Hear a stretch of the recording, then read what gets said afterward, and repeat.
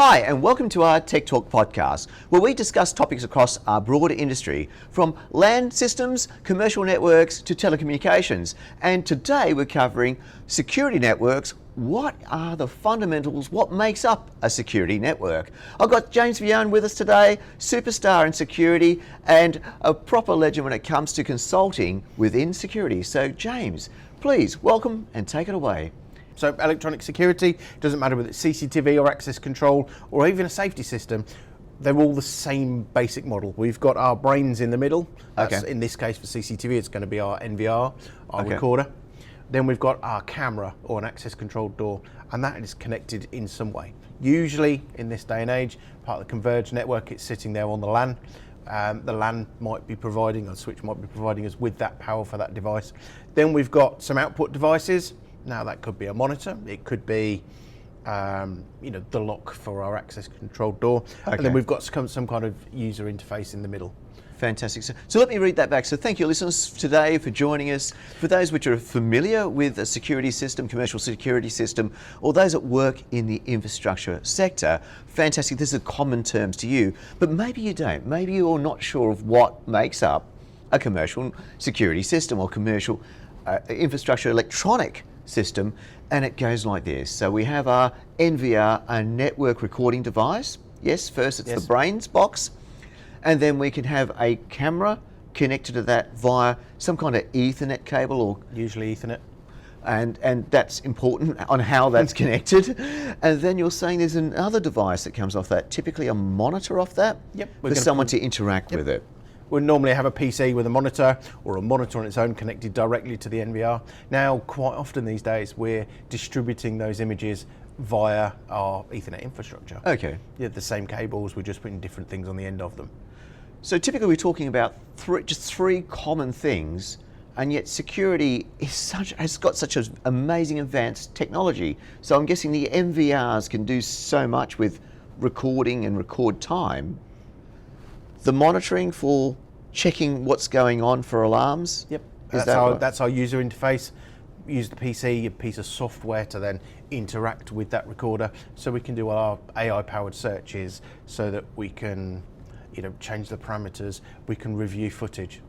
Great, and of course our camera. And there's all different types of cameras for where we're deploying them and what we need to see. In other words, how much recognition? Do we want to read a number plate? Or do we just want to do a perimeter view? So we're always talking about, talking technical here, we're talking about pixels per meter on target. Okay. So a 1.6 meter high person is our test target, and we're looking to get a certain number of pixels per meter. Fantastic. So if you're now deploying those three key things into an area, what sort of things do you do? How does that work? From an infrastructure point of view, we need to make sure we've got the cables from our comms room or rack to the point where that camera is. Yep, and we've got it, the same rules apply, 100 meters maximum. Fantastic. So once again, just to our listeners out there, security systems seem so basic the way we're breaking it down, but I know for sure that they're quite complex. So thank you, James, for joining us today. Okay, so with the advent of IP cameras and this new modern world wanting to measure and protect premises in greater order, is there a standard? Like, what is the process for actually deploying, or the steps to deploying a complete system? So our workflow is actually governed by British standards, BS 62676, part 4. It's worth reading up on the standards. There are loads of them that apply, but this is our workflow. It's basically the start to the end. It tells us how we need to develop our test plan, and that test plan is actually not the first thing we write, but it's definitely not the bit we do before the design. We've got our operational requirements. We'll get that from the client. Okay. We may be helping the client to work out what their needs are. What could that be? What would an operational requirement be? So when you're talking about operational requirements, they're all based on risk. So what issues have we got? Where are we putting the cameras, or where have we got an issue, so that we know what type of camera to put where.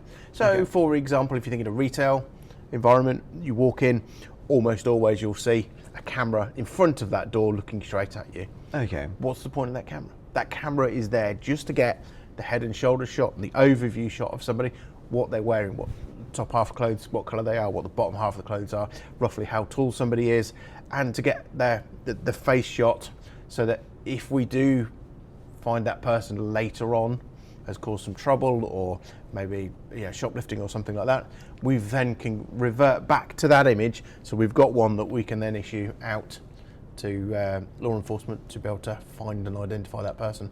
Fantastic. So risk assessment is constituting how much protection you'd like to add and what that risk ascertains. So what's the next step after that discussion with the client? So once we've got our operational requirements for each particular area, we then develop our test plan. Okay. And the test plan is to prove that we've designed it properly to meet those needs. Once we've got our test plan in place, we've got our operational requirements, we can then design the system, work out where we need to put the cameras, what type of camera we need, whether that's based on the environment that it's in, the height, the lens that's required, the field of view width or lengthwise.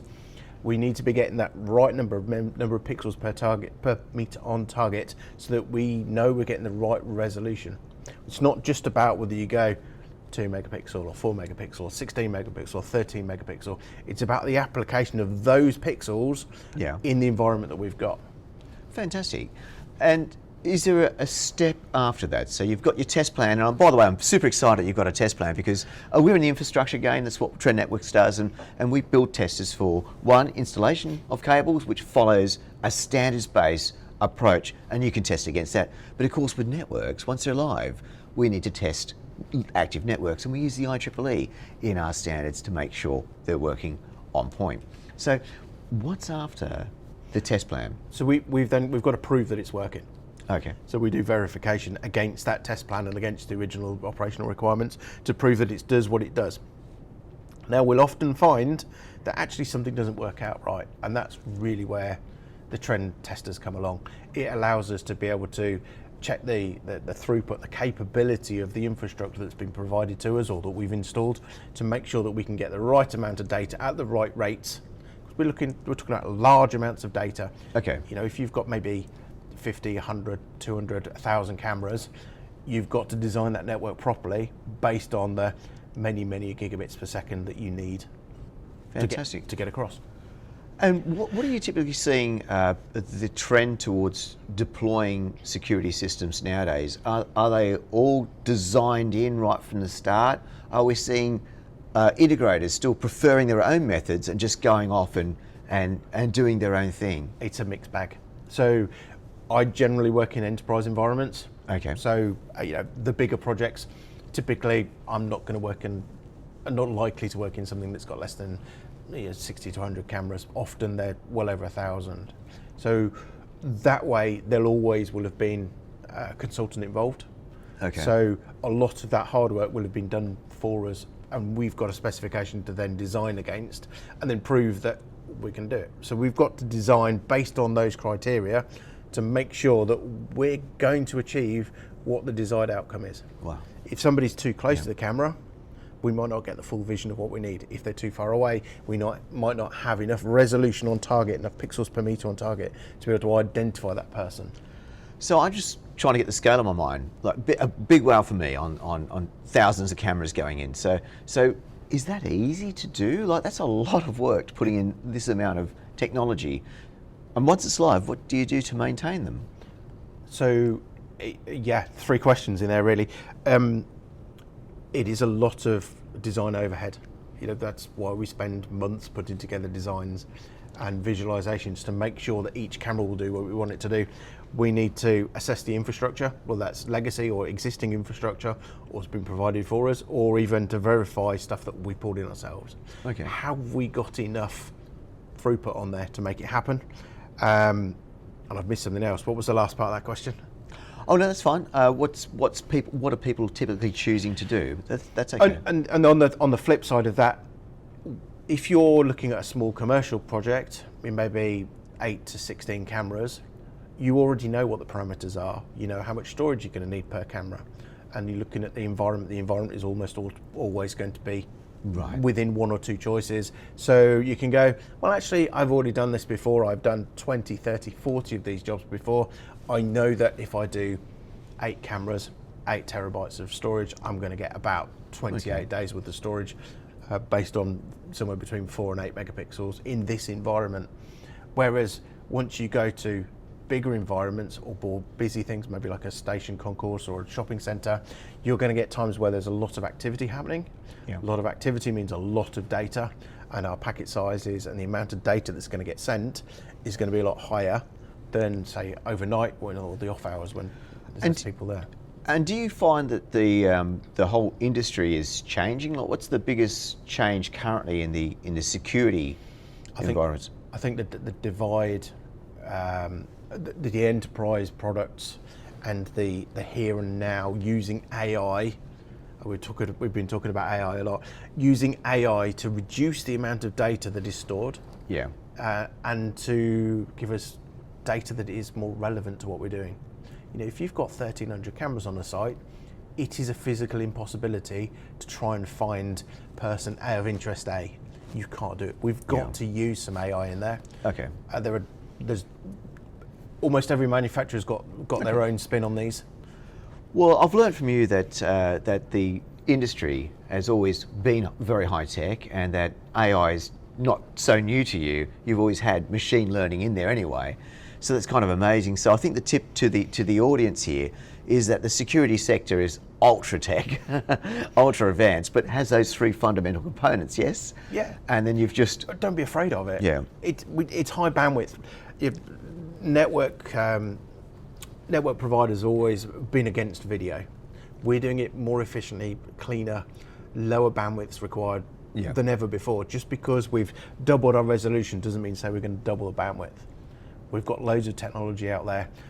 Feel free to go ahead and find out what standards you need to review, what the best practice guides are. There's so much available. Google's your friend in this case. Okay.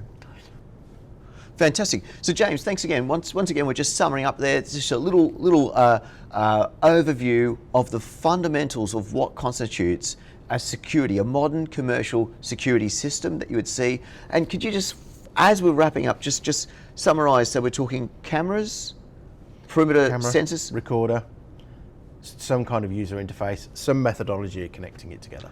and some kind of alert sensor. Is that right, that we would use? You might use an alarm receiving centre, or you might be getting your alerts yourself on your phone, on your PC, or through to your own operations centre.